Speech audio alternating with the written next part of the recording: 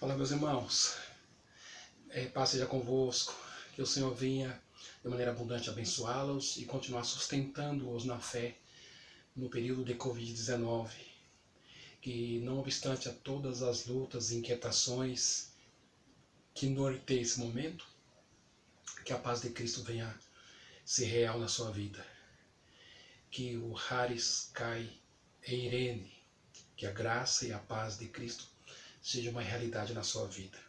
Vamos orar ao Senhor para que possamos partilhar de uma palavra de Deus. Te louvo, Senhor, e te agradeço pela tua graça. Te louvo pela vida que é um dom que vem de Deus. Por isso nós te prestamos adoração. Obrigado mais um dia, Senhor, por termos subsistido a essa pandemia. Obrigado, Senhor, por nos ter preservado com saúde e com vida, a nós e aos nossos dependentes, aos nossos familiares. Eu sou grato a Ti, Senhor, pelos meus irmãos, por cada família. Obrigado pelos Teus filhos. Obrigado por Tua igreja. Peço a Tua bênção e oro por aqueles que estão passando momentos difíceis na sua saúde.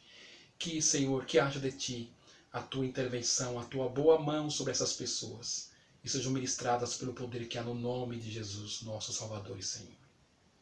Amém. Vamos à palavra de Deus. Quero te convidar a abrir a sua Bíblia na Epístola Universal de Tiago. Lembra da diferença da palavra carta e epístola? É bom repetir para gravar, para assimilar. Carta é quando ela é pessoal, endereçada a um indivíduo, né? Ou a um pequeno grupo. Epístola, quando ela tem um caráter universal, ela não tem uma região única, né? Ela percorre por todo o local. Então, por isso que há o conceito de epístola sendo universal, né? Esse é o sentido. Então, você vai abrir em Tiago, capítulo 2, e o versículo de número, a gente vai ler a partir do versículo de número 15, e a gente vai se reportando ao contexto. Se um irmão ou uma irmã estiver encarecidos de roupa e necessitados de alimento cotidiano, e qualquer dentre vós lhe disser, ide em paz, aquecei-vos e fartai-vos, sem contudo lhes dardes o necessário para o corpo, qual é o proveito disto? Assim também a fé, se não tiver obras, por si só está morta. Versículo 18. Mas alguém dirá, tu tens fé e eu tenho obras. Mostra-me essa tua fé sem as obras, e eu com as obras te mostrarei a minha fé. Crê tu que Deus é um só? Fazes bem. Até os demônios creem e tremem. Queres, pois, ficar certo, ó homem sensato, de que a fé sem as obras é inoperante? Não foi por obras que o nosso pai Abraão foi justificado quando ofereceu sobre o altar o próprio filho Isaque? Vês como a fé operava juntamente com as suas obras. Com efeito, foi pelas obras que a fé se consumou. Versículo 26. Porque assim como o corpo sem o espírito é morto, assim também a fé sem obras é morta. Muito bem. Queridos irmãos, nós estamos aqui diante de um texto interessante, o livro de Tiago, que é uma teologia prática, né? Há muitos anos, na verdade, no curso do cânon bíblico, em que os livros foram separados para fazer parte do cânon, ou seja, dos livros inspirados, questionou-se muito tempo o livro de Tiago, a sua canonicidade, se era um livro inspirado, porque alguns entendiam que o livro de Tiago se contrapunha à teologia da soteriologia, né? A teologia da salvação. Parece que alguns entendiam que o livro de Tiago propunha uma salvação pelas obras. Não é isso que o livro está tratando. O livro trata de uma fé operante. ele diz que a fé sem obras é morta. Essa é a tônica do livro. É interessante esse livro porque cai muito bem no momento em que nós estamos vivendo. Momento em que muitas pessoas estão dizendo que tem fé. Mas o ter fé, ela implica em ter fundamento. Lembra do texto de Hebreus? Embora ali a conotação de fé é uma outra conotação, mas a base é a mesma. A palavra fé no grego é pistis, né? Ou fides no latim, que é a mesma raiz e dá a mesma ideia. Então, a fé sem obras é morta. Aqui está falando sobre uma fé operante. Está falando sobre uma fé que te move a fazer coisa. Está falando sobre uma fé que te leva a ter atitudes, em questão aqui, atitudes em relação a outros. Nós temos, por esses dias, nos preocupado com essas questões, né? A nossa igreja, embora pequena, mas sempre foi ativa nessas questões de caráter social, assistencialista. Eu sempre tive associações abertas desde São Paulo, né? Aqui nós abrimos antes do anoitecer, com muitas dificuldades e com carências de vários investimentos, mas existe uma associação aberta, nós temos uma preocupação em cuidar de pessoas e, obviamente, poderíamos fazer isso por meio da igreja, mas o fato de ter uma associação é que entendemos que ela vai se projetar no mercado como uma empresa, né, na área do terceiro setor, por isso que abrimos uma associação. E, querendo Deus, ela vai crescer e se ampliar e atingir os seus objetivos. O texto que nós acabamos de ler é justamente isso que o autor, o Tiago, está falando aqui. É preciso ter hoje uma fé operante. Nós estamos vivendo um momento difícil, um momento que você precisa acreditar que Deus cuida de você de alguma maneira, um momento que você precisa acreditar que, mesmo se há algo lhe acometer, há um Deus no controle. A fé não implica dizer que você não vai passar por situações difíceis. Você vai entender que, se passares pelo fogo, a chama não arderá em ti, e se pelas águas, as águas não te submergirão. Então é nesse sentido que é a fé fundamentada na palavra. Muitas vezes Deus não nos livra do fogo, mas nos livra no fogo, como foi o caso daqueles rapazes, Sadraque, Mesaque e Abednego. Muitas vezes Deus não nos livra do leão, mas Deus, na ocasião, no momento, ele fecha a boca dos leões. Então, esse é o tipo de fé. Não é aquele tipo de fé que questiona Deus por Deus não ter livrado das situações difíceis, das provações da vida. Passamos por provações. E o que é interessante é que a fé ela tem fundamento. Nós temos lutado para trazer aos irmãos sempre uma palavra, assim como é das igrejas batistas e igrejas sérias, que preza pela teologia, que preza por uma boa teologia bíblica, se preocupa em trazer aos irmãos uma palavra de Deus de maneira mais acurada, usando uma boa hermenêutica, uma boa interpretação, usando um livro, interpretando um livro por meio de outros e por meio de todo o corpo escriturístico, né? Essa é a nossa função de pastor, de dar aos irmãos o melhor. O pastor ele é um pedagogo, né? O pastor ele é um professor de Bíblia. Ele precisa remeter aos seus ouvintes, em questão, às suas ovelhas, dar o melhor do que ele possa abstrair dos textos sagrados. Então, nós temos visto aí pessoas abusando da fé, né?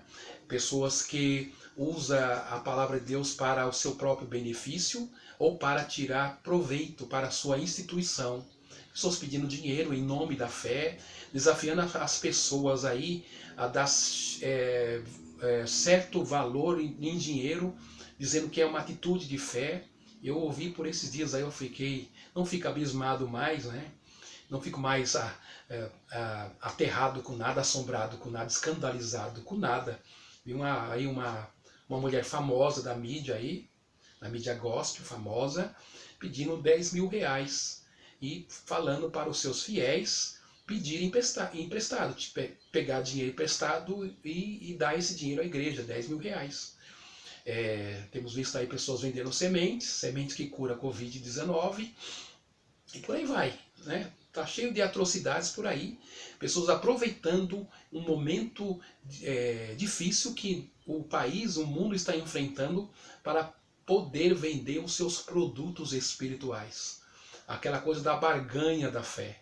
Não caia nesse tipo de discurso. Isso não é evangelho, isso é mercado.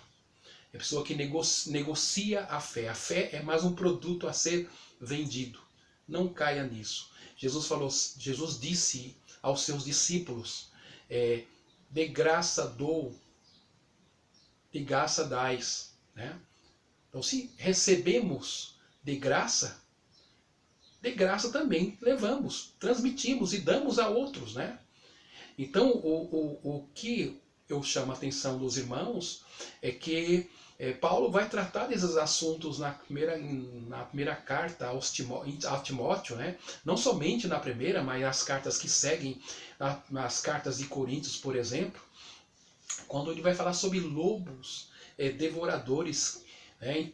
No próprio livro de Atos ele vai falar que na sua ausência a igreja seria invadida por lobos devoradores que não poupariam o rebanho. 1 Timóteo capítulo 6 vai dizer isso, quando Paulo vai falar que que o dinheiro é a raiz de toda sorte de males. Porque ali no contexto vai falar de pessoas que estavam usando o evangelho deturpado para lucrar, usando o evangelho para lucrar. Um evangelho deturpado, obviamente, para tirar lucro para si. O evangelho de Cristo não é para enriquecer ninguém. Deus pode nos fazer prosperar, Deus pode fazer a igreja prosperar, Deus pode abençoar a vida do pastor. Isso é normal, isso é inerente ao processo e ao plano de Deus. Isso é inerente digamos, ao projeto que Deus tem para com aquela igreja, para com a vida do obreiro local. Enfim, de repente uma gestão que torna-se promissora, ou uma ação de Deus que torna a igreja promissora, isso vem de Deus, tudo vem de Deus. Deus cuida da igreja, Deus sustenta a igreja, Deus dá recursos à igreja sim. Agora, fazer do dinheiro a razão, digamos, o eixo da existência de uma igreja, isso é contra o princípio fundamental da graça de Cristo. Você vai ver Paulo em 1 Timóteo, capítulo 6, tratando dessa questão de pessoas que, na verdade, estavam lucrando, tentando lucrar com a igreja, vendendo o evangelho para chamar a atenção para si. Então, qual é o verdadeiro evangelho? É aquele que você torna-se doador. O melhor é dar do que receber. Não é? A gente vai encontrar muito isso nos homens de Deus, assim como foi Francisco de Assis, que foi um grande exemplo nisso, né? Que abnegou da sua própria vida, né? Deixando o seu conforto e dedicou a sua vida para cuidar dos pobres no curso da história da igreja. E outros grandes homens que fizeram isso, não só Francisco de Assis, mas outros grandes vultos, pessoas que deixaram do seu conforto e puderam atender a igreja. Aqui o autor está dizendo justamente essa questão do cuidado. Ele está dizendo que a nossa fé não é uma fé verdadeira se ela ficar só no campo da abstração, só no campo da teoria. A fé precisa nos levar a agir. Nós estamos diante de uma situação de pandemia em que nós temos lutado para cuidar de algumas famílias mais carentes. Somos pequenos, temos as nossas dificuldades, temos as nossas limitações. A gente se põe diante de Deus, a gente chora aos pés de Deus. A igreja é sensibilizada pelo Espírito Santo, ele que sensibiliza a igreja, ele que convence a igreja, ele que está trabalhando no contexto da igreja. Nós não podemos ser míopes. Nesses dias de pandemia, nesses dias de inquietações, nesses dias de medo, o Espírito Santo continua operando na vida da igreja. Continua abençoando os pastores, continua abençoando a liderança da igreja. Meu irmão, minha irmã, qual é o seu papel nesse período? Se é oração, ora, busca o Senhor, chora por aqueles que estão sofrendo. Né? A Bíblia nos ensina isso, que nós temos que chorar com aqueles que choram, né? Se alegrar com aqueles que se alegram. Então, este é o momento de viver o verdadeiro Evangelho de Cristo. Jesus falou assim que a luz tudo manifesta. É nesse momento que nós estamos vivendo que os hereges estão se levantando. É nesse momento que nós estamos vivendo que os verdadeiros crentes, que as verdadeiras luzes estão brilhando nas trevas. E que o verdadeiro sal está salgando um mundo deteriorado pelo pecado. Então é nesse momento que você e eu, como cristão, temos que dar sabor. Não é teoria, não é uma teologia refinada. Não é, na verdade, jargões de santidades, palavras, expressões de lábios, jargões que querem, quem sabe, trazer uma imagem de cristão. Não é isso que nos faz cristãos. O que nos faz cristãos é viver o verdadeiro evangelho de Cristo. E o verdadeiro evangelho de Cristo é fazer o que ele fez. É andar como ele andou, é amar como ele amou, é cuidar dos carentes, é cuidar dos necessitados, é não ser omisso no cuidado para com o corpo. É isso que o autor está tratando aqui. Não ser negligente para com o cuidado do corpo de outros, as necessidades de outros. Aqui ele vai dizer assim: se houver algum necessitado entre vós, no meio da igreja, você falar assim, não, vai em paz, né? Aquecei-vos. Ele está colocando aqui que não basta você simplesmente ser teórico, ser retórico com a pessoa quando ele vai falar assim, ide em paz, aquecei-vos, fartai-vos, sem contudo lhe dar alguma coisa para suprir a sua necessidade. O evangelho que nós pregamos não é um evangelho teórico, não é um evangelho que não cuida do corpo. Nós entendemos que é necessário mais do que nunca nós sermos igreja. E ser igreja é ser presente na hora da dor, da angústia. Quando você lê a história das pandemias, se você for ler a história da gripe espanhola no início do século XX, 1918 a 1920, mais ou menos esse período, ou mesmo reportando ainda mais, século XIV, na peste bubônica ou peste negra, como que foi as ações dos cristãos. Muitos cristãos morreram por se colocar para ajudar o próximo. Queridos, eu sei que temos que tomar cuidado sim com os nossos corpos, temos que nos preservar e nos privar e cumprir o isolamento social, é bem verdade. Mas cuidado com o pânico. Cuidado para não ter uma vida que denota pânico, e o pânico denota falta de fé. Isso aqui não tem como fugir das escrituras. Se eu estou por demais com medo desse momento, isso vai me travar, isso vai me neutralizar. Se de repente Deus precisar de mim para um serviço, eu não vou me dispor a trabalhar com medo da minha própria vida. Meus irmãos, o evangelho é doação. O evangelho é se doar a partir do seu Cristo.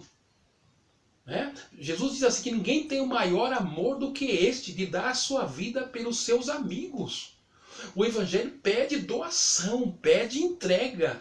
Eu não estou recolhido, não. Estou me cuidando, estou saindo com máscara, estou usando o álcool gel, aquela coisa da higiene pessoal, lavar a mão todo momento. Estou me cuidando, aqui em casa a gente está se cuidando. Mas se tiver que atender, se tiver que cuidar, se não houver como quebrar um regramento por amor, se tiver que quebrar um regramento por amor, eu quebro o regramento por amor. Existe uma hierarquia de valores. A vida é maior, a vida de outros é maior que uma única vida. Eu tenho que me cuidar, é verdade, mas também não tenho que ser omisso em cuidar das pessoas que Deus coloca aos nossos cuidados. O Jesus entregou a sua vida por amor a muitos. Se fez pobre por amor a muitos, para que por meio da sua pobreza nós nos tornássemos ricos, diz a palavra de Deus. Então, a minha vida e a sua vida é uma vida de cuidado. É uma vida de bênção a outras pessoas. O evangelho não é um evangelho de clausulo. O evangelho de monastério, de estar fechado, de estar com medo. O evangelho é um evangelho de expansão. Estamos sim isolados, estamos sim confinados, é verdade. Mas a palavra de Deus e a prática dessa verdade não pode ser limitada. Não pode ser confinada. A prática não. Nos isolamos, tomamos nossos cuidados. Mas a palavra de Deus precisa ser operante. Precisamos cuidar de gente. Precisamos orar por pessoas. Nós estamos vendo dias que as pessoas estão angustiadas. Eu tenho tratado de pessoas, de amigos, até pelas redes sociais aqui, pelo WhatsApp ou pelos outros meios aqui. Tenho tratado de pessoas, de irmãos, de famílias, não nossos irmãos aqui, não digo, mas outras pessoas que estão angustiadas, que estão com medo. Quem vai ministrar essas pessoas? Quem vai trazer uma palavra de paz? Quem vai cuidar dessas pessoas, dar a essas pessoas um novo vislumbre, um novo olhar? O momento é um momento difícil, mas é um momento que nós podemos nos omitir em socorrer pessoas, em abençoar pessoas. Deus é conosco, o Espírito Santo está em nós. Temos uma palavra de reconciliação em nossos lábios. Temos em nós a exousia, a autoridade, o dunamis, o poder do Espírito Santo que nos leva a quebrar barreiras e fazer a obra de Deus, não na força da nossa vontade, não no nosso querer, mas na unção do Espírito de Deus. A fé sem obra é morta. A fé precisa ser operante. Mostra-me a tua fé e eu mostro as minhas obras. Aqui há esse diálogo, essa dialética, essa fala. A fé precisa ser demonstrada por meio de algo concreto, que é as obras do qual realizamos por amor à obra de Deus. Que o Senhor te abençoe, que você se mantenha firmado no Senhor, que você não desanime e que você seja um canal de bênção mais do que nunca para pessoas que estão pertinho de você. Eis a hora de você ser cristão. Eis a hora de você fazer a diferença. O cristianismo não se limita a templo. Tem pastores aí, dos nossos, aí reclamando porque quer que volte aos cultos e quer que a igreja se reúna novamente. Meu irmão, eu pergunto teologicamente falando, o que é essa igreja? Essa igreja não é templo. Estamos com saudade do outro, queremos os nossos cultos presenciais, é verdade, mas queremos a nossa sociedade curada. Se o isolamento contribui com isso, e é o único meio que nós temos para conter a Covid-19, essa pandemia, que o façamos, que obedeçamos às autoridades governamentais, que obedeçamos à OMS e aos órgãos municipais de saúde. Então, o que essa igreja está no templo. Essa igreja depende de domingo. Até escrevi por esses dias aí nas redes sociais que muitos cristãos têm na cabeça que ser cristão é em cima de uma tríade: domingo, templo e pastor. Cristianismo se resume nisso: domingo, templo e pastores. Isso não é cristianismo. Cristianismo é viver o que Cristo viveu. É fazer o que Cristo fez. É andar nos passos que Ele andou. É chorar com aqueles que choram. É cuidar dos necessitados. É trazer paz àqueles que não têm paz.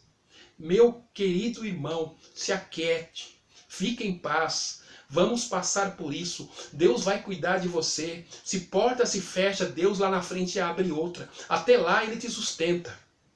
Isso é viver por fé. Tá difícil?